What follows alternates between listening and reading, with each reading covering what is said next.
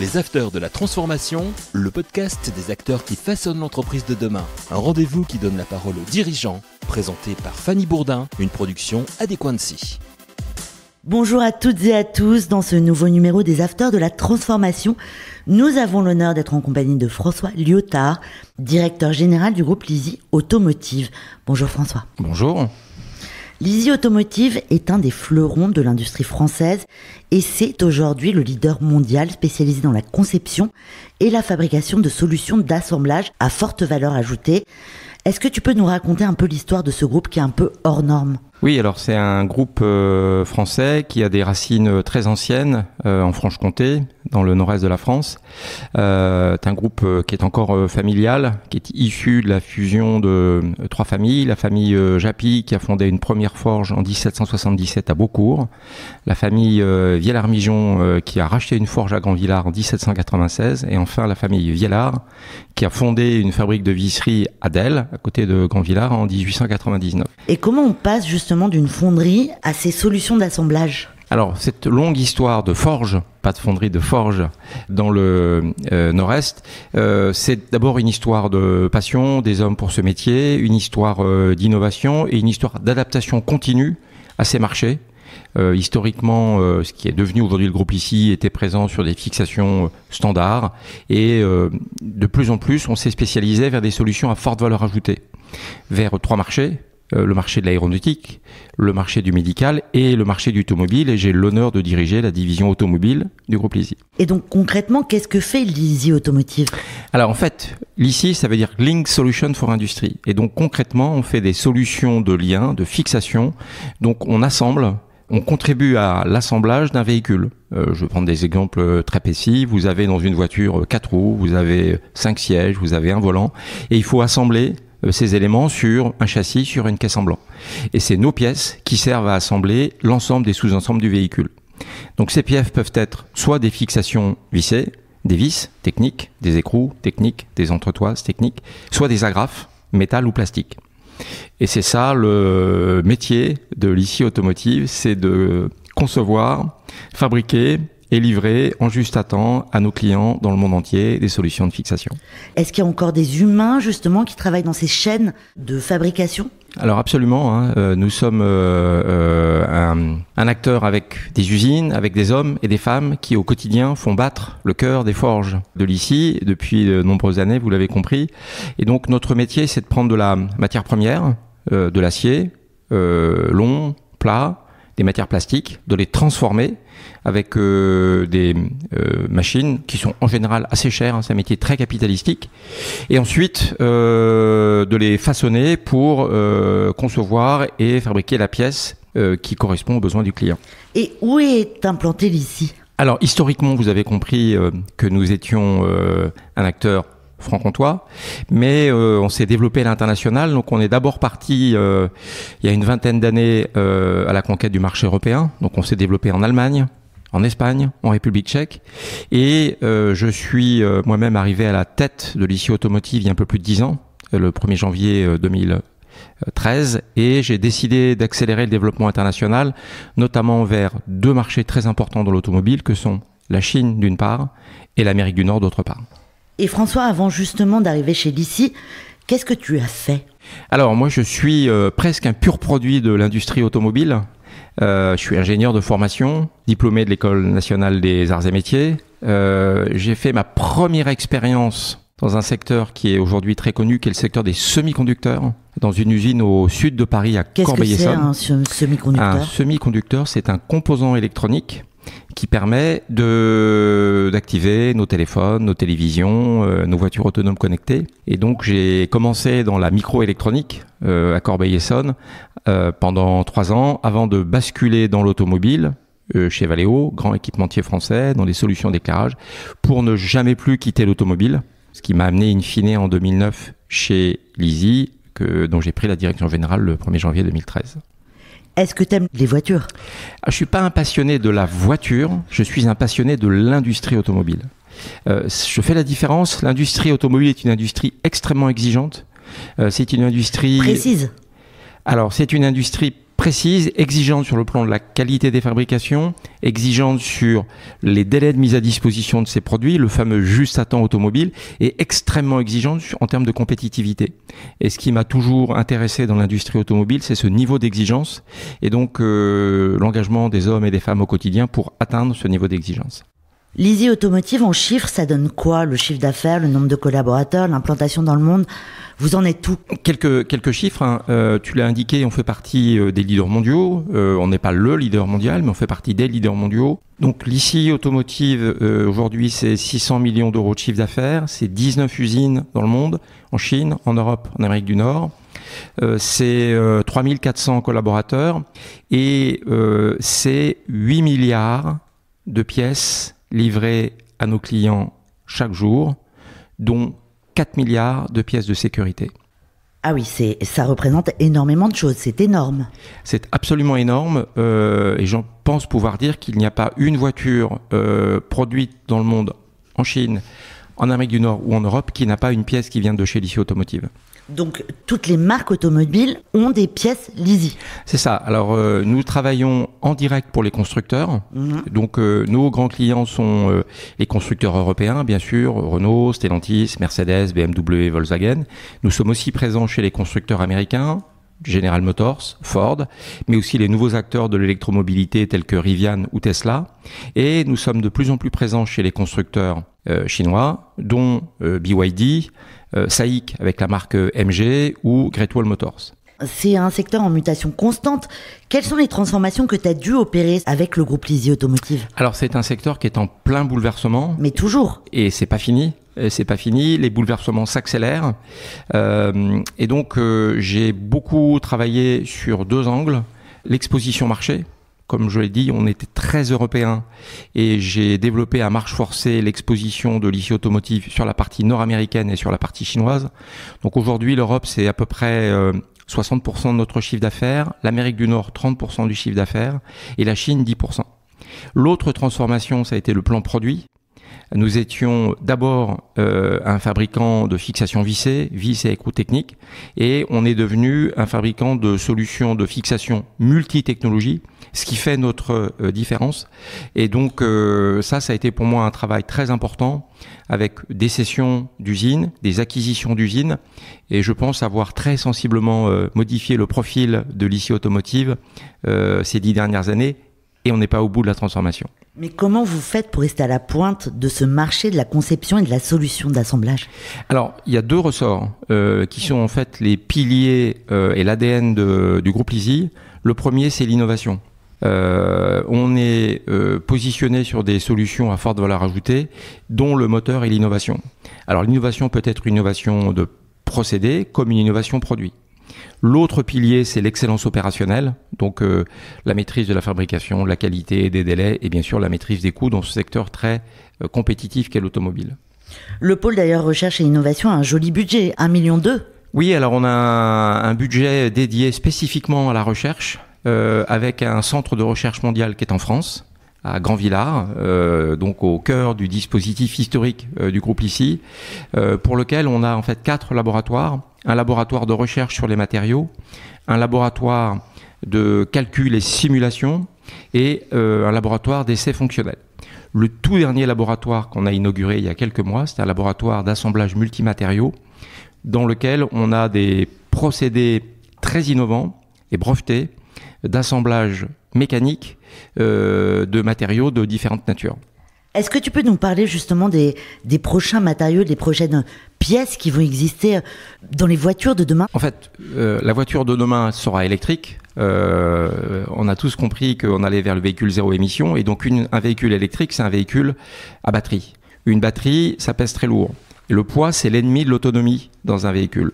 Et donc, les constructeurs sont condamnés à alléger le véhicule. Pour alléger le véhicule, le poids, en fait, c'est une épaisseur par un volume, par une densité. Donc l'épaisseur, c'est la caractéristique des matériaux. Le volume, c'est plutôt petit véhicule que gros véhicule. Donc il y a eu la mode des SUV, mais on va quand même revenir à des véhicules de plus petite dimension. Et donc une fois qu'on a travaillé sur les épaisseurs et sur les volumes, il reste la densité et donc la nature du matériau. Aujourd'hui, un véhicule, c'est essentiellement de l'acier. des pièces d'acier assemblées entre elles. Donc c'est très lourd. C'est lourd, même si les aciéristes ont fait des gros efforts pour qu'on puisse réduire les épaisseurs grâce à l'amélioration des caractéristiques de ce matériau. Et sans être trop technique, l'acier est essentiellement soudé par une procédure donc d'assemblage thermique. Quand on remplace l'acier par de l'aluminium ou par du plastique pour l'alléger, on ne peut plus le souder. D'où des solutions d'assemblage mécanique conçues par les scies automotives pour faire des assemblages multimatériaux. Et puis en plus, ça pose un problème de sécurité. Alors, en fait, l'objectif de la conception du véhicule, c'est de mettre le bon matériau au bon endroit. Donc tu as tout à fait raison, pour l'absorption d'un choc, le fameux crash test, il nous faut des aciers à très haute limite élastique, mais là où c'est nécessaire.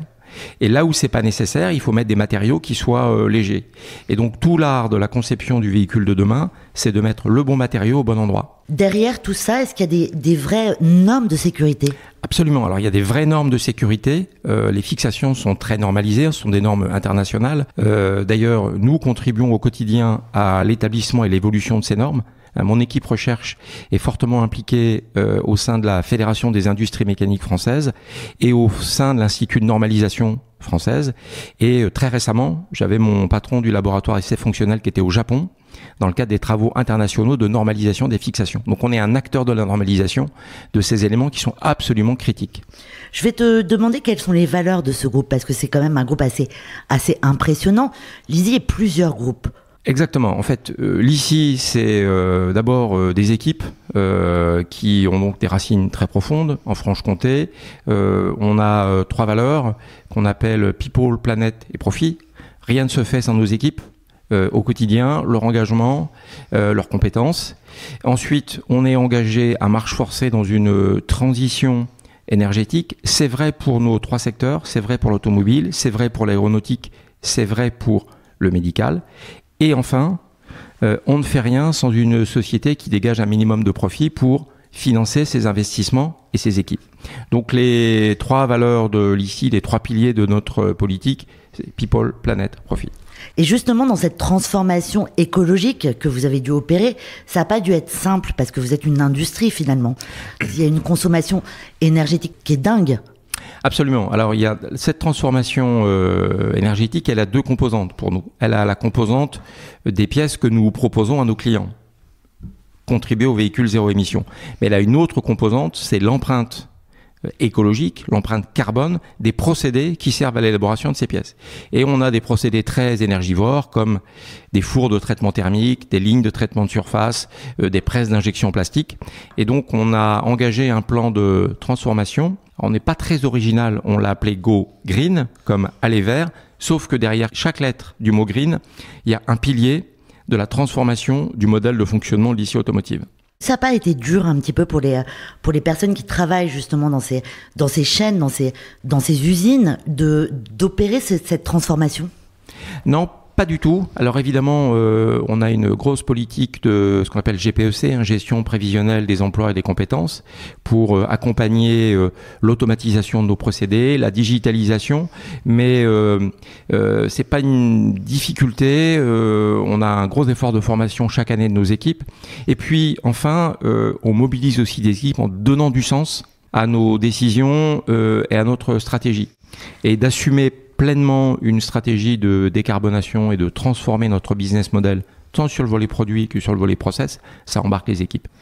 Et d'ailleurs, comment l'ICI Automotive recrute ses talents dans le monde entier ? Comment vous vous y prenez ? Alors ça, c'est un vrai challenge au quotidien. Il y a une vraie compétition sur les talents, les hommes et les femmes qui constituent l'entreprise, sur les 3 marchés on opère, donc la Chine, l'Europe et l'Amérique du Nord.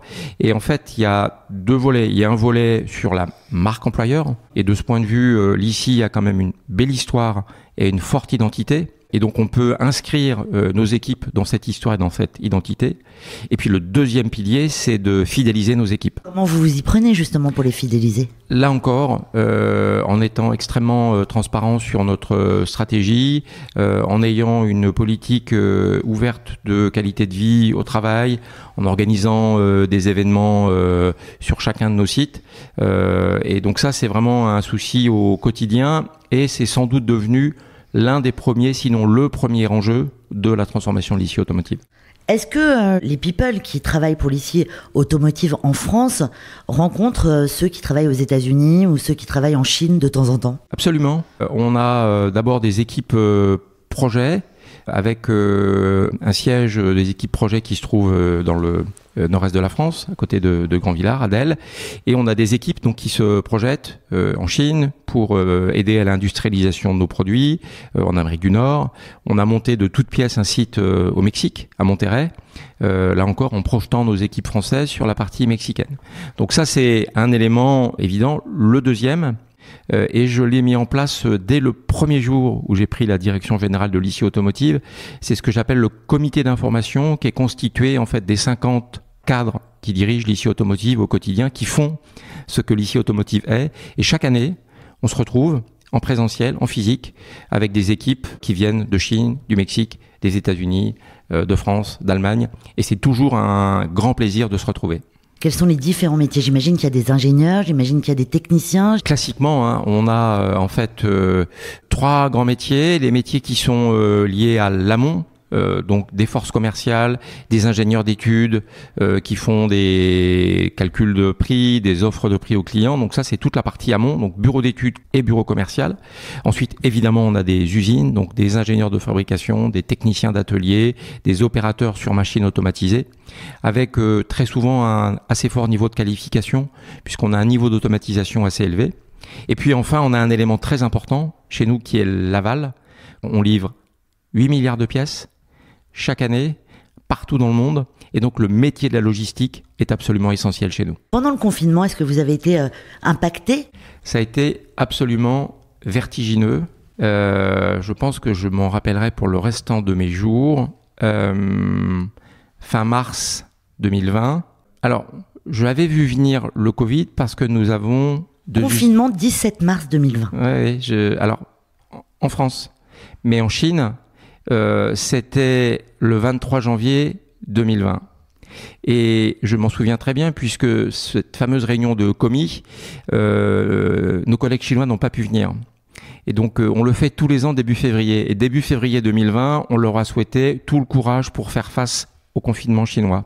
Vous aviez l'info avant tout le monde finalement. On a vu venir le mouvement. Et 1 mois et demi, c'était chez nous. Et donc 17 mars 2020, confinement en France. 1er avril 2020, chiffre d'affaires de l'ICI Automotive, moins 80%. Waouh! Oui. Et donc, quand on a 3500 salariés, 19 usines et qu'on est à moins 80%, on a un petit problème. Et comment vous avez fait? Alors, on a d'abord fermé toutes les usines, on a décontaminé toutes les usines et ensuite, assez vite, on a mis toutes les équipes, bureaux d'études, bureaux commerciaux, en télétravail. On a installé en 5 jours 1000 postes en télétravail. C'était absolument incroyable. Et vous avez pu fournir la marchandise? Et au bout d'une semaine, on a redémarré la logistique aval.